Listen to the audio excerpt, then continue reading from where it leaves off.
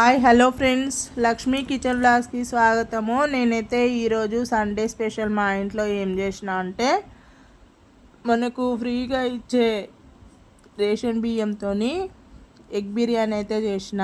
Basmati rice కాదు, సన్న బియ్యం కాదు, కంట్రోల్ బియ్యంతోనే నేనైతే ఎగ్ బిర్యానీ సింపుల్గా చేసిన. ఫ్రెండ్స్ చూడండి ప్రాసెస్ ఏ విధంగా చేశానో, చాలా టేస్ట్గా వచ్చింది.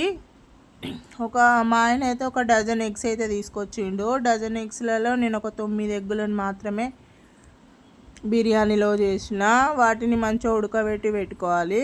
ఉడకబెట్టి పెట్టుకున్న తర్వాత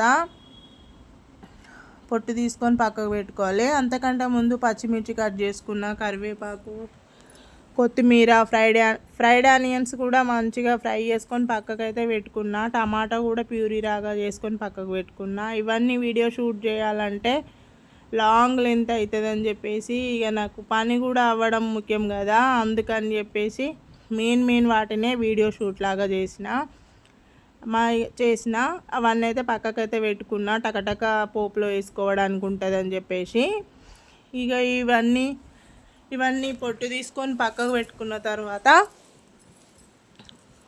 ఒక గిన్నె పెట్టుకొని, కేజీ బియ్యం అయితే చేసిన ఫ్రెండ్స్. నేను బిర్యానీని కేజీ బియ్యం అయితే నానబెట్టుకొని పక్కకు పెట్టుకున్నా. ఆ రైస్ని అయితే ఉడికించుకోవడానికి అయితే పెట్టిన. అందులో కొంచెము గరం మసాలా, సాజీరా, ఇలాచి, చెక్క, బిర్యానీ ఆకు అవన్నీ వేసుకొని అయితే ఎసరైతే మరిగించుకోవడానికి పక్కకైతే పెట్టిన.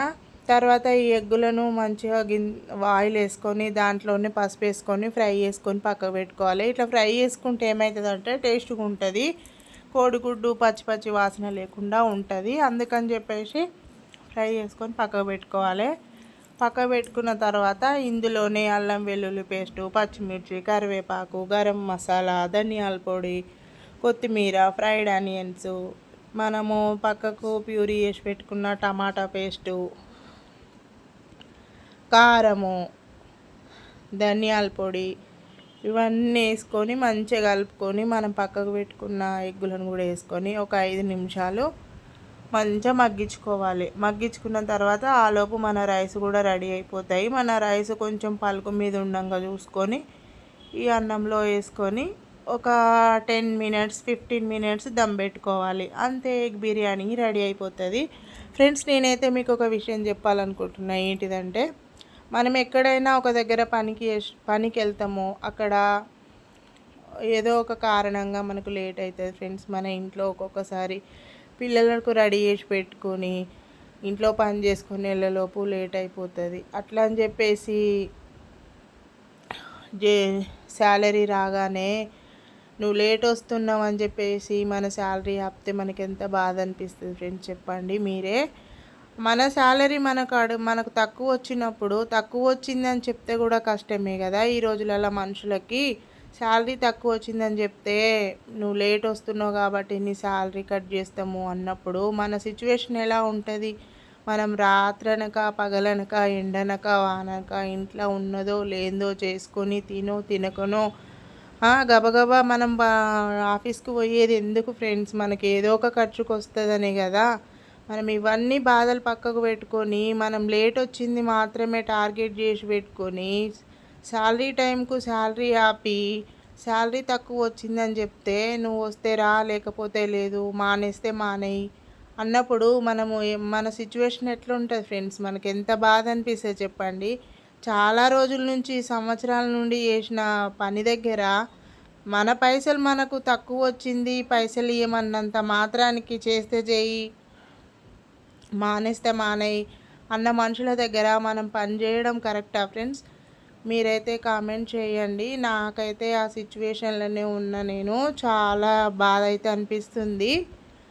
ఇదేంది, మనము నెలంతా కష్టపడి చేసిన పైసలు తక్కువ వచ్చిందని అడిగితే ఇంత కోపాలు ఎందుకు? మన పైసలు మనకి ఇవ్వడానికే ఇంత కోపంగా ఉంటారా మనుషులు అన్నంతగా బాధ అనిపించింది. అందుకే ఎప్పుడైనా మనం ఒకరి దగ్గర పని చేయొద్దు ఫ్రెండ్స్. మనం ఏదైనా ఓన్ బిజినెస్ లాగా చేసుకోవాలి. అందుకని చెప్పేసి నా వంతు ప్రయత్నాన్ని అయితే ఇట్లా యూట్యూబ్లో ఫ్రెండ్స్ మీతోనైతే షేర్ చేసుకుంటున్నా. ఏదో ఒక రోజు అయితే నేను సక్సెస్ సాధిస్తానని అయితే నాకైతే నమ్మకం అనిపిస్తుంది. ఎందుకంటే దిక్కు లేని వాళ్ళకు దేవుడే దిక్కు అన్నదైతే సామెత పెద్దలు అంటూనే ఉంటారు. కాబట్టి నా వంతు ప్రయత్నాన్ని అయితే నేను చేస్తూనే ఉన్నా. అలా జరిగింది ఫ్రెండ్స్. అందుకని నాకు చాలా బాధ అనిపించింది. ఇంకా బాధపడుతూనే ఉన్నా. కానీ ఏదో ఒక డెసిషన్ అయితే తీసుకుంటాను. ఆ డెసిషన్ అనేది మీకు కూడా ఎలాగైనా షేర్ చేస్తాను. ఏంది ఈ సుత్తి చెప్తుంది అనుకుంటున్నారా?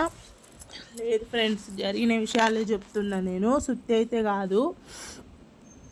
ఈ విధంగా జరుగుతుంది. ఒక్కొక్క దగ్గర మనుషుల ప్రవర్తన ఇలా ఉంటుంది. మనము మొదట్లో మనతో ఉన్నంత ఫ్రీగా మనం బాధపడుతున్న కొద్దీ ఎక్కడైనా ఉండరు.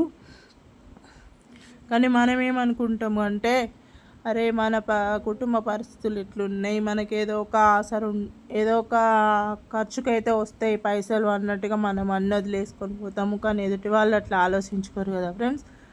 ఓకేలే ఫ్రెండ్స్, వదిలేయండి. ఇక మొత్తానికైతే మన బిర్యానీ రెడీ అయితే అవుతుంది. చాలా బాగుంది ఫ్రెండ్స్. బాస్మతి రైసు, మసాలాలు ఘాటు వాటితో కాకుండా సింపుల్గా ఇలా మనం ఇంట్లోనే చేసుకొని పెట్టుకుంటే పిల్లలకు ఎంతో హెల్తీగా ఉంటుంది. పిల్లలు కూడా బయట తినాలన్న కోరిక కూడా ఉండదు. అందుకని చెప్పేసి నేనైతే ఇంట్లోనే చేస్తాను. సాధ్యమైనంత మట్టుకు ఏదో ఒక విధంగా వెరైటీగా అయినా ఎట్లా అయినా సింపుల్గా మన ఇంట్లో ఉండే వాటితోనే ఇట్లనైతే చేసి పెడతా ఫ్రెండ్స్. చాలా టేస్ట్ కుదిరింది.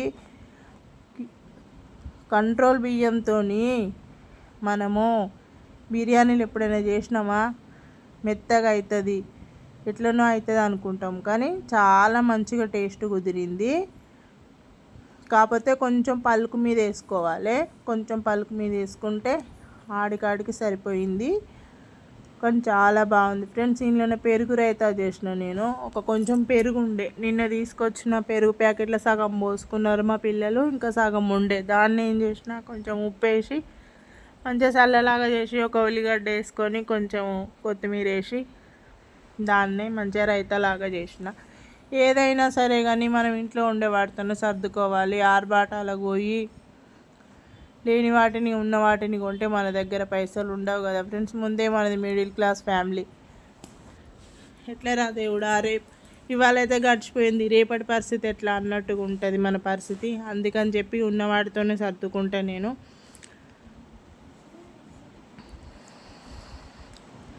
ఎంత ఉన్నవాడితో సర్దుకున్నా మా మీద ఏడ్చే వాళ్ళు ఏడుస్తూనే ఉన్నారు ఫ్రెండ్స్. కానీ వాళ్ళ ఏడిపే మా ఎదుగుదలని వాళ్ళకి అర్థమైతే లేదు. ఏమైనా కూడా భార్యాభర్తలు ఇద్దరు కష్టం చేస్తారు, వాళ్ళకేంది అని ఏడ్చి ఇంతవరకు తీసుకొస్తున్నారు. కానీ వాళ్ళు ఎంత ఏడ్చినా కూడా మాకు దేవుడు ఎవరిని ఎక్కడ ఉంచాలనో అక్కడనే ఉంచుతాడు.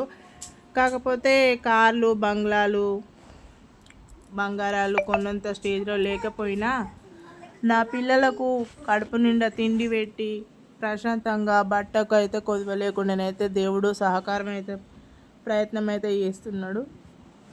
అంతేకాని కోట్లు కూడా పెట్టేంత డబ్బు లేకపోవచ్చు, కానీ మంచి మనస్తత్వం అయితే ఉంది. అది అర్థమైతే చాలు ఎదుటి వారికి.